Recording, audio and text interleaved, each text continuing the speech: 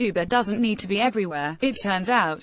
Ted Algb, Getty Images. Uber look like it's on track to make more money selling a building it owns in Oakland, California, than it has selling rights over the last 10 months.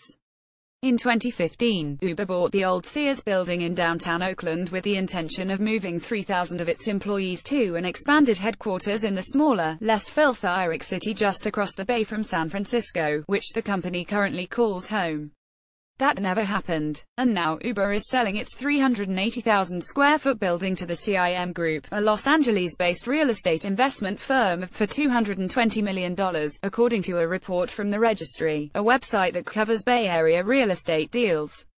Uber bought the building in 2015 for $123.5 million, but after never moving in as planned, the company announced in August that it was considering putting the building up for sale. Uber isn't profitable. In August of this year, the company shared that it had lost $645 million in its second quarter of 2017, which was actually a decrease from the $708 million it lost in the first quarter. Uber booked around $20 billion in rides in 2016 and, excluding its China subsidiary, which it sold in July last year, the company clocked in $6.5 billion in revenue. Still, Uber ultimately lost about $2.8 billion that year.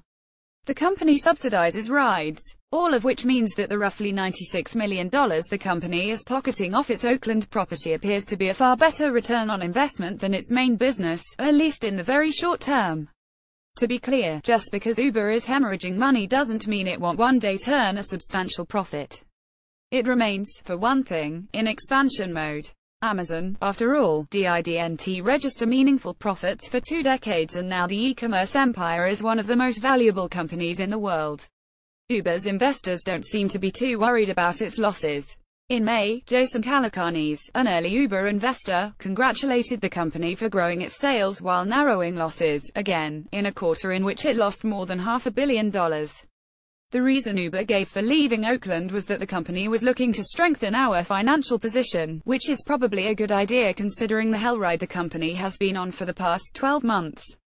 That turbulence included forcing out its pugnacious founder Travis Kalanick as CEO, explosive allegations from a former Uber engineer Susan Fowler detailing a culture of widespread sexism and sexual harassment across the company, and a lawsuit from Google's parent company Alphabet that could cost Uber more than $2 billion. Selling your empty real estate in Oakland may be the Bay Area startup unicorn equivalent of searching beneath your couch cushions for loose change.